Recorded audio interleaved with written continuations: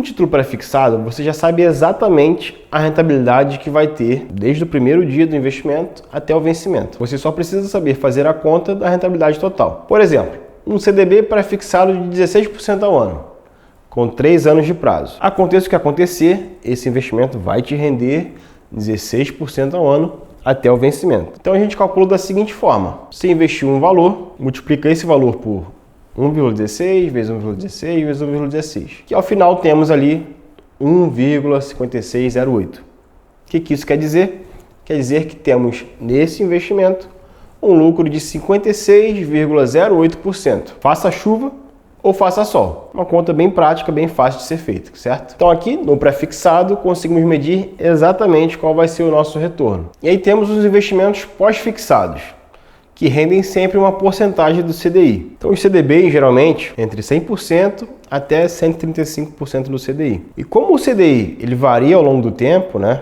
Lembrando que o CDI é praticamente igual a Selic, é a Selic menos 0,10%. E a Selic varia ao longo dos anos, aí a gente tem a Selic saindo de 14%, indo para 2%, voltando para 14%, caiu para 10,5% e agora já estamos em 14% novamente. Então a Selic, ao longo do tempo, ela muda. Mas como então a gente consegue estimar qual vai ser o nosso retorno no investimento pós-fixado? Temos duas formas de a gente projetar qual vai ser esse retorno esperado. A primeira forma é utilizar o Boletim Focus, que é algo divulgado semanalmente e mostra a projeção da Selic para o ano atual, 2025, e para os próximos 3 anos. Ou então usamos a curva de juros futuros, que é negociada em bolsa diariamente. Em ambos os casos, a gente vai utilizar os números que o mercado está precificando, né, como o provável de ocorrer, para então estimar os nossos ganhos. Vamos usar como exemplo o Boletim Focus. Consultei aqui e o Boletim Focus está mostrando que a Selic vai terminar 2025 com 15%, vai terminar 2026 com 12,5% e 2027 com 10,5%. Se queremos então estimar a rentabilidade de um CDB que temos, que rende 100% do CDI, lembrando, né, que o CDI é igual a Selic menos 0,10%, nós devemos fazer a seguinte avaliação. CDI esperado para 2025, segundo o Boletim Focus, 14,90%, ok? Que é os 15% da Selic, menos 0,10%.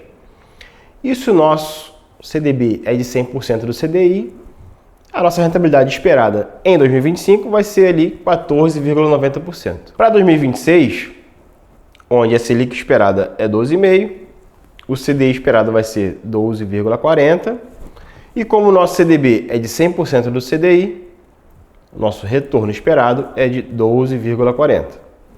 Para 2027, a lógica segue a mesma, e temos uma rentabilidade esperada para 2027 de 10,40%. Se o nosso investimento rende 100% do CDI, a conta para saber a rentabilidade total estimada é o valor investido vezes 1,1490 vezes 1,1240 vezes 1,1040, o que dá um valor total de 1,4257, ou equivalente a dizer que teremos um lucro de 42,57% estimado nessa aplicação de 3 anos.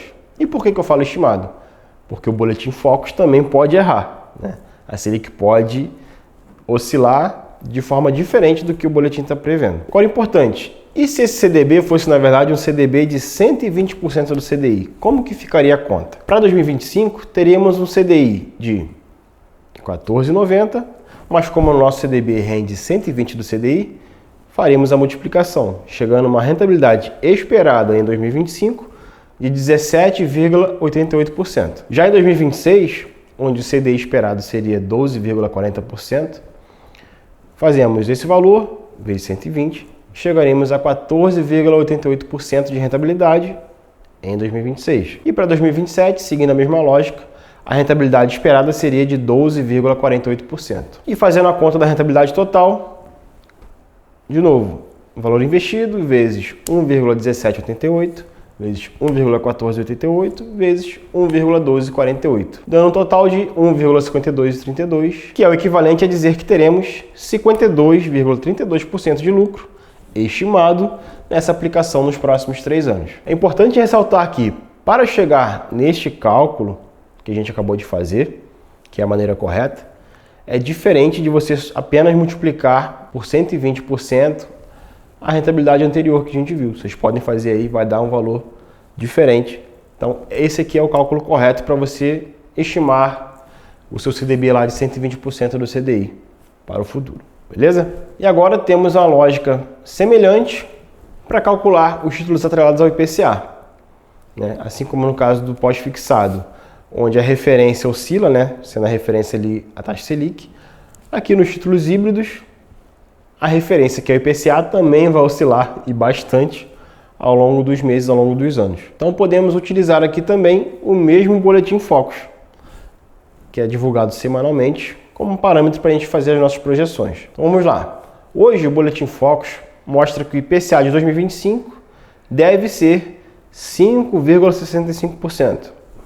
Para 2026, o IPCA de 4,5%. E para 2027, o IPCA de 4%. Então, se nós queremos estimar a rentabilidade de um investimento de, por exemplo, IPCA mais 8, que temos vários assim hoje como possibilidade, vamos fazer a seguinte avaliação. Em 2025, temos o IPCA esperado de 5,65, mais os 8% que já é determinado quando a gente faz a aplicação, dando um total de 13,65% de rentabilidade esperada. Já em 2026, temos o IPCA projetado pelo Focus de 4,5%, mais os 8% da nossa aplicação, resultando em 12,5% de rentabilidade esperada. E para 2027, temos os 4% de IPCA, mais os 8% da nossa aplicação, resultando em 12% de rentabilidade esperada. Fazendo a conta, então, da rentabilidade total desse nosso investimento, temos valor investido vezes 1,1365, vezes 1,1250,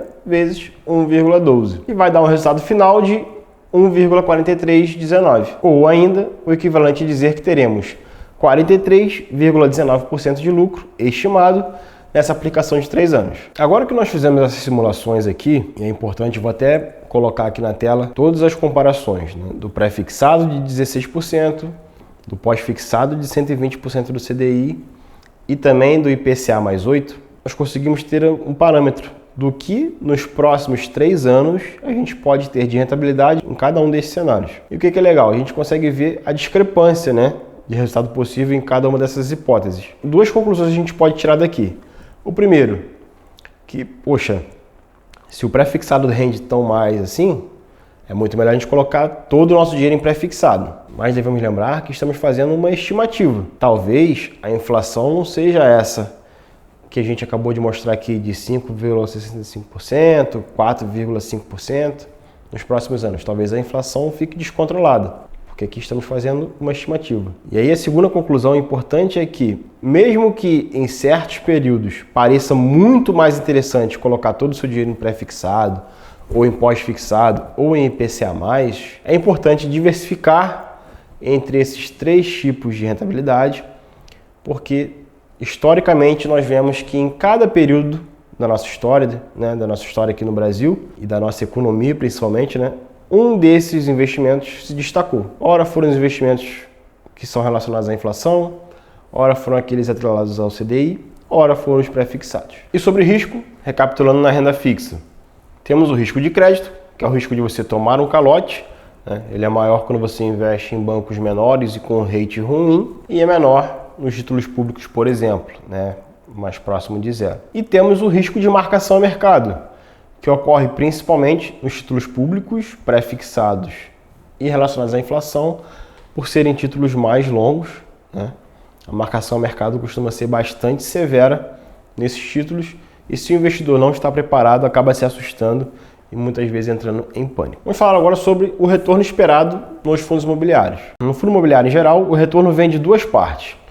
O rendimento mensal, que são os dividendos, que são pagos com base na receita operacional dos ativos, ou seja, o aluguel que os imóveis daquele fundo imobiliário recebem, vem para o investidor. E aqui cada fundo imobiliário, obviamente, tem um dividend yield diferente, né? Paga uma porcentagem diferente de dividendos mensalmente. E temos o braço, obviamente, da variação do valor da cota, que essa depende de muitos fatores, né? Principalmente oferta e demanda do mercado, os fundamentos daquele fundo imobiliário e até mesmo o ciclo de juros que temos na economia interfere drasticamente na variação de cota dos fundos imobiliários. E aí, desde o fundo imobiliário de tijolo até o fundo imobiliário de papel, todos eles são afetados pelo nosso ciclo de juros. E aqui na parte dos fundamentos, que entra também o preço dividido sobre o valor patrimonial. Ele é uma métrica bem simples que mostra o quanto o mercado está pagando por cada R$1 de patrimônio do fundo. Se o preço dividido pelo valor patrimonial estiver acima de 1, indica que o mercado está pagando caro por esse fundo imobiliário. E isso pode nos mostrar que é um fundo que está acima de um preço aceitável de compra, mas provavelmente é um fundo de boa qualidade. E por outro lado, se o preço dividido pelo valor patrimonial está abaixo de 1, pode nos mostrar que esse fundo está com um bom desconto. E no geral, isso mostra que é uma boa oportunidade. Porém, em muitos casos, pode ser também devido a uma desconfiança do mercado com as condições atuais desse fundo. Então, embora o investidor no geral olhe apenas para o rendimento mensal que aquele fundo paga, né, como algo mais atrativo, é fundamental que você entenda também que a valorização ou a desvalorização da cota também afeta o seu resultado. Vamos a um exemplo prático. O fundo logístico HGLG tem hoje um dividend yield de 7,94%. Então, um investidor que compra hoje o HGLG pode esperar um retorno total de 7,94%, que vem em formato de dividendo mensal, né? Claro que esse 7,94 é o valor anual. Mensalmente teria que dividir isso por 12 para chegar no valor aproximado. O reajuste do dividendo, que aqui no HGLG, 85% dos contratos de aluguel tem o IPCA como índice de reajuste.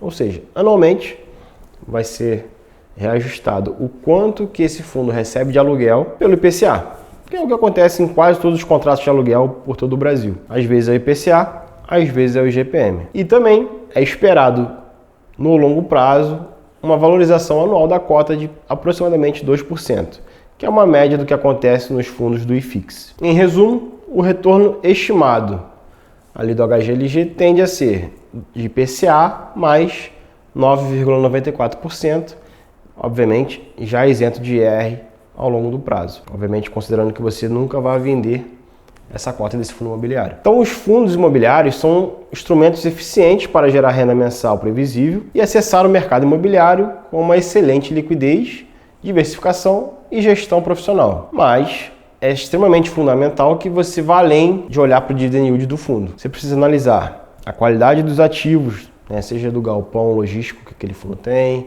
seja do shopping que aquele fundo tem, ou ainda das lajes corporativas. É importante entender o perfil dos contratos de aluguel, se são típicos, se são atípicos, se é registrado pelo IGPM, se é registrado pelo IPCA. Uma das coisas mais importantes é entender o histórico de gestão.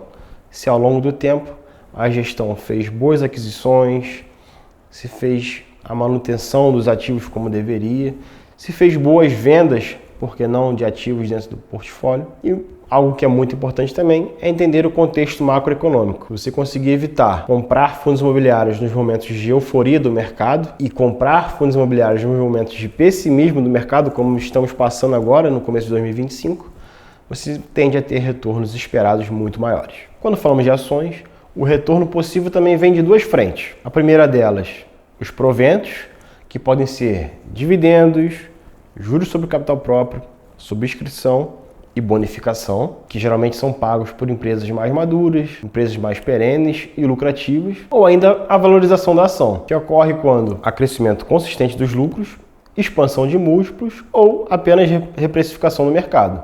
E aqui pode ocorrer com qualquer empresa, né? Inclusive uma empresa que dá prejuízo. A gente viu recentemente altas bem expressivas na bolsa, de empresas que não dão lucro há muitos meses. Então, quando falamos de ações, o desempenho total dependerá da qualidade do negócio, da alocação de capital feita pela empresa e do cenário econômico. Enquanto nos fundos imobiliários nós temos muitas opções semelhantes que trazem também retornos similares, nas ações cada empresa tem seu desempenho único e, digamos que, irreplicável. Então, por exemplo, o desempenho nos últimos 10 anos entre Itaú e Bradesco. Vou até colocar na tela o print aqui. Mas basicamente, o desempenho de Bradesco nos últimos 10 anos foi de 47% de rentabilidade, enquanto o do Itaú foi de 259%, formando aí essa mega boca de jacaré, né, que a gente está vendo na tela. E como a gente consegue ver no gráfico, isso se intensificou bastante no pós-pandemia, onde enquanto o Itaú conseguiu se reinventar em muitas áreas, parte tecnológica, né? Teve os investimentos na XP também. O Bradesco ficou para trás, começou a ter prejuízo em várias linhas de negócio, começou a abrir essa boca de jacaré que continua aumentando até hoje, né? Nos últimos trimestres inclusive. Então investir em Bradesco não é a mesma coisa que você investir em Itaú. Diferente de lá nos fundos imobiliários, onde você investir no HGLG, muitas vezes vai te dar um retorno muito semelhante a investir no BTLG, por exemplo, que são dois fundos logísticos, têm um dividendo yield parecido e vão te entregar uma valorização de cota também similar. Aqui nas ações não.